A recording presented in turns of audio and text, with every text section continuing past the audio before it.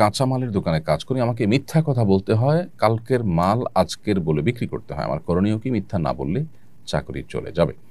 আমার একজন আত্মীয় মসজিদে নামাজ পড়ে না, কারণ ইমামের পড়া শুদ্ধ হয় না, বাড়িতেই পড়ে। এ ব্যাপারে কিছু বলুন। জান্নাতের নিম্ন পর্যায়ে যারা থাকবে তারা কি জান্নাতের থেকেও আফসোস করবে? কথাটা কতটা সত্য? আমাদের ওয়াশরুমে ভেন্টিলেটরের উপর শালিক পাখি বাসা বেঁধেছে। অনেক ভয় লাগে যদি সাপ আসে, আর সন্ধ্যায় শালিক পাখির দুর্গন্ধ ছড়ায়। এজন্য আজকে বাসাটা ভেঙে ফেলেছি। আমাদের কি এতে কোনো গুনাহ হবে কিনা? জান্নাতের নিম্ন পর্যায়ে যারা থাকবে তারা কি জান্নাতের থেকেও আফসোস করবে? কথাটা কতটা সত্য? খুবই দরকারি এবং প্রয়োজনীয় একটি প্রশ্ন। লোকমুখে বহুল প্রচলিত আছে যে যারা জান্নাতে যাবেন তাদেরকে আল্লাহ তাআলা যে জান্নাত দিবেন, তিনি যে স্তরের জান্নাতি, তার চাইতে উঁচু স্তরের জান্নাতের দিকে তাকিয়ে তিনি সবসময় আফসোস করবেন যে আমি কেন উঁচু স্তরের জান্নাতি হতে পারলাম না। আফসোস নিয়ে যদি জান্নাতে থাকে তাহলে সেক্ষেত্রে জান্নাতের সুখটা তো দুঃখে পরিণত হবে এবং কষ্ট তাকে কুরে কুরে খাবে। তাহলে আর জান্নাতে যে কোনো কষ্ট থাকবে না, কোনো দুঃখ থাকবে না, সে বিষয়টি কিভাবে প্রমাণ হয়? তাছাড়া কোনো হাদিসে এরকম কোনো আফসোসের কথা বলা হয়নি। এটা লোকমুখে প্রচলিত কথা শুধুমাত্র। জান্নাতীরা নিজের অবস্থান নিয়ে তার চাইতে উঁচু স্তরের জান্নাতের দিকে তাকিয়ে আফসোস করার কথাটা সঠিক নয়। তবে একটা হাদিস তাবরানীতে মুআয ইবনে জাবাল রাদিয়াল্লাহু তাআলা থেকে বর্ণিত আছে যে নবী করিম সাল্লাল্লাহু আলাইহি ওয়াসাল্লাম বলেছেন, জান্নাতীরা একটা আফসোস করবে, সেটা হলো যে তার জীবদ্দশায় পৃথিবীতে থাকাকালীন সময়ে, বেঁচে থাকাকালীন সময়ে যে সময়গুলো আল্লাহর জিকির ছাড়া কেটেছে, সেই সময়গুলো নিয়ে তাদের আফসোস হবে কিছুটা। যদি সেই সময়গুলো আল্লাহর জিকিরে কাটাতে পারতাম, আল্লাহর স্মরণে কাটাতে পারতাম, নেক আমলের মধ্যে কাটাতে পারতাম, তাহলে আজ আরও বেশি আমি আল্লাহর কাছে সওয়াব এবং বিনিময় লাভ করতাম। তো এই যে আফসোস হবে, এই আফসোস বলতে শুধুমাত্র দুনিয়াতে আল্লাহর জিকিরের বাইরে থাকা সময়গুলো নিয়ে তাদের একটু আফসোস থাকবে, এটুকু এ হাদিস থেকে বোঝা যায়। যদিও এ হাদিসের সনদ নিয়ে ফুকাহায়ে কেরামের ভিন্ন মত আছে, কেউ এটাকে সহিহ বলেছেন, কেউ সহিহ বলেননি। যদি সহিহ ধরেও নেওয়া হয় তাহলে সেক্ষেত্রে ফয়জুল কদির সহ অন্যান্য হাদিসের ব্যাখ্যা গ্রন্থে হাদিসের ব্যাখ্যায় মুহাদ্দিসিনে কেরাম শারহে হাদিস বা হাদিসের ব্যাখ্যাতাগণ বলেছেন যে এর মানে হলো যখন হিসাব নিকাশ চলবে, যখন জান্নাতে প্রবেশের আগের যে স্তরগুলো মানুষ অতিক্রম করবে, তখন মানুষের মধ্যে এই আফসোসটা কাজ করবে। জান্নাতে প্রবেশের পর আর আসলে কোনো আফসোস দুঃখবোধ থাকবে না, কারণ দুঃখবোধ বা আফসোস থাকলে জান্নাতে যে নিরঙ্কুশ সুখ শান্তির কথা আল্লাহ তাআলা জানিয়েছেন সেটা কিভাবে বাস্তবায়িত হবে? বিধায় জান্নাতীদের মধ্যে কোনো আফসোস থাকবে না, এটি হলো সঠিক কথা। এরপরে প্রশ্ন করেছেন, আমাদের ওয়াশরুমে ভেন্টিলেটরের উপর শালিক পাখি বাসা বেঁধেছে। অনেক ভয় লাগে যদি সাপ আসে, আর সন্ধ্যায় শালিক পাখির দুর্গন্ধ ছড়ায়।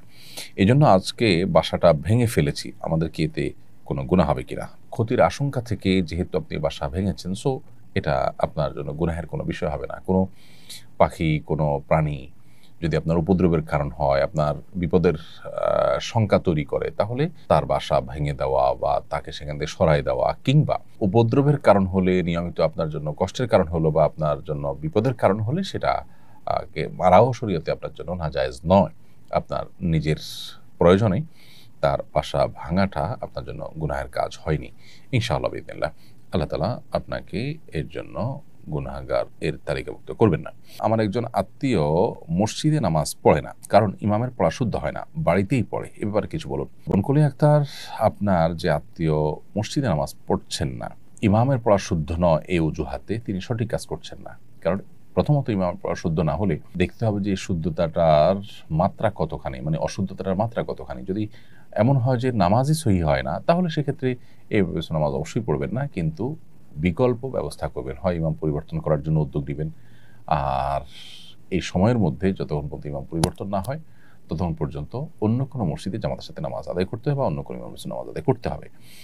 বাড়িতে পড়বেন শুধুমাত্র তখন যদি বিকল্প কোনো মসজিদ না থাকে, তাহলে সেক্ষেত্রে তারপরে সেটা জামাতের সাথে আদায় করা উচিত। এজন্য তার এই কাজটা ভুল কাজ। আর যদি ইমামের কেরাতের অশুদ্ধতাটা সেই পর্যায়ে না হয় যে নামাজ সহি হয় না, তাহলে সেক্ষেত্রে ওই ইমামের পিছনে নামাজ পড়তে হবে। তারপরেও জামাত ত্যাগ করা বা বাসায় একা একা নামাজ পড়া উচিত হবে না। আমি কাঁচামালের দোকানে কাজ করি, আমাকে মিথ্যা কথা বলতে হয়, কালকের মাল আজকের বলে বিক্রি করতে হয়। আমার করণীয় কি? মিথ্যা না বললে চাকরি চলে যাবে। বাইদুল ইসলাম, চাকরি আপনার রিজিক দাতা নয়। সন্দেহাতীতভাবে চাকরি থাকলে আমাদের জীবিকা নির্বাহ করার পথটা সহজ হয়, সেজন্য আমরা চাকরি রক্ষা করার জন্য চেষ্টা করি। কিন্তু তার মানে এই নয় যে আমার ঈমান, আমল, আমার আখিরাত ধ্বংস করে হলেও আমাকে চাকরি করতে হবে। সেই জায়গা থেকে আপনাকে বলতে চাই যে আপনার জন্য শরিয়ার বিধান হলো যে মিথ্যা বলা ছাড়া যদি চাকরি করা না যায়, সেই চাকরি করা আপনার জন্য জায়েজ নয়। চাকরি করে আপনি জীবিকা নির্বাহ করবেন, কিন্তু মিথ্যা বলে তো আপনি আপনার জাহান্নামের পথ সুগম করবেন। তাহলে একজন মানুষ যদি ক্ষুধার্ত থাকে তাহলে তিনি নিশ্চয়ই বিষ খাবেন না, কারণ বিষ খেয়ে ক্ষুধা নিবারণের চেষ্টা করলেও তাতে তিনি মারা যাবেন, অর্থাৎ এই ক্ষুধা নিবারণের কোনো মানে হয় না। ঠিক একইভাবে মিথ্যা বলে চাকরি করে আপনি জীবিকা নির্বাহ হয়তো করতে পারবেন, কিন্তু জাহান্নাম আপনি ত্বরান্বিত করছেন। সেজন্য আপনার জন্য এই চাকরি সুইচ করে অন্য কোনো চাকরি বা অন্য কোনো পেশা যাওয়ার চেষ্টা করা উচিত। আল্লাহ তাআলা রিজিক দাতা, রিজিক আহরণ করবার জন্য আমাদেরকে কষ্ট করতে হবে। হয়তো চাকরি ছেড়ে দিলে আপনার একটু কষ্ট হবে, হয়তো টানাটানি করে চলতে হবে, হয়তো আর একটু খারাপ চাকরিতে আপনাকে যেতে হবে, হয়তো উপার্জন একটু কম হবে, কিন্তু এই সমস্ত স্যাক্রিফাইসগুলোর বিনিময়ে তো আমরা আল্লাহর কাছে জান্নাত চাইবো। আমরা আল্লাহর কাছে জান্নাতটা কোন মুখে চাইবো? আমি আমার সব কিছু ঠিক রেখে যদি আল্লাহর কাছে জান্নাত প্রত্যাশা করি, সেটা তো সঠিক প্রত্যাশা হবে না। অতএব আপনার উচিত এই চাকরি বাদ দিয়ে অন্য কোনো চাকরিতে যাওয়া, কিংবা মালিককে সাফ জানিয়ে দেওয়া যে আমি তোমার এই কাজের জন্য মিথ্যা বলতে পারবো না। আসুন্নাহ ফাউন্ডেশন। কৃষিবিদ হোসনে আরা খাতুন, আপনি লিখেছেন, বাবা মায়ের অমতে বিয়ে করা সন্তানকে অফিসিয়ালি ত্যায্য ঘোষণা করা হয়েছে। কয়েক বছর পর বাবা মা ফোনে যোগাযোগ করেন, কিন্তু ত্যায্য করার বিষয়টা সমাধান করেন না। যাকে ত্যায্য করা হয়েছে তার এখন করণীয় কি? যোগাযোগ রাখা উচিত কিনা? প্রথম কথা হলো যে সন্তানকে ত্যায্য করার এই বিধান শরিয়া সমর্থন করে না। অর্থাৎ শরিয়া দৃষ্টিকোণ থেকে কোনো রক্ত সম্পর্কে আত্মীয়কে আসলে ত্যাগ করা যায় না। যত অভিমানী থাকুক না কেন, তাকে চিরতরে ত্যাগ করা, তার সাথে সম্পর্ক ছিন্ন করা, এই সুযোগটা শরিয়া কোনোভাবে আমাদের জন্য রাখেনি। যার কারণে কোনো বাবা মা যদি সন্তানকে ত্যায্য করেন, তাহলে সেক্ষেত্রে শরিয়া দৃষ্টিকোণ থেকে এই ত্যায্য করার কোনো ভিত্তি থাকবে না এবং গ্রহণযোগ্যতা থাকবে না। ফলশ্রুতিতে বাবা মা যদি আপনার সাথে যোগাযোগ করেন, তার মানে তারা আপনার সাথে যোগাযোগ শুরু করে দিয়েছেন যথাযথ এবং স্বাভাবিকভাবে আপনি যোগাযোগ করবেন, বাস এটাই যথেষ্ট। ত্যায্য যেহেতু শরিয়া দৃষ্টিকোণ থেকে গ্রাহ্যই নয়, অতএব ত্যায্য আবার অফিসিয়ালি উইথড্র করার কিছু নেই। যোগাযোগ স্বাভাবিক করলে ইনশাআল্লাহ চলবে।